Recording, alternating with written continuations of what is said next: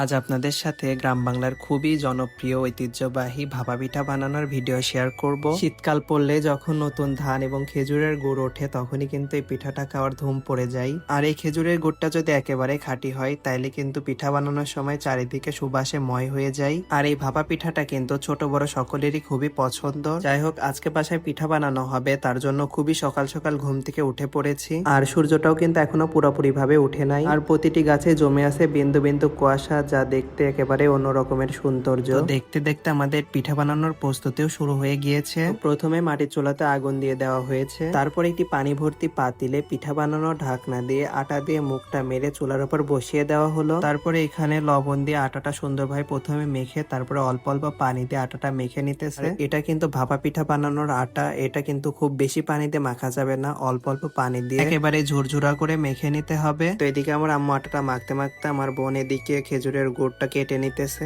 এটা হচ্ছে খেজুরের পাটালি গুড়, আর এটা দিয়ে কিন্তু ভাপা পিঠাটা বানানো হয়। তো ছোট ছোট টুকরো করে এখানে খেজুরের গুড়টা কেটে নিল। তো এদিকে আটা মাখানো হয়ে গেছে। আটা মাখানোর পরে কিন্তু দলা দলা ভাব থাকে, তার জন্য আমার আম্মু এখানে একটা ঝুড়ি দিয়ে আটাটা ঝুরঝুরা করে চেলে নিল। আটা মাখাতে মাখাতে এবং গুড় কাটতে দেখেন এদিকে পানিটাও গরম হয়ে ভাপ বেরোতে শুরু করে দিয়েছে। আর এই ভাপের উপরে বসেই কিন্তু আজকে বানানো হবে আমাদের ভাপা পিঠাটা।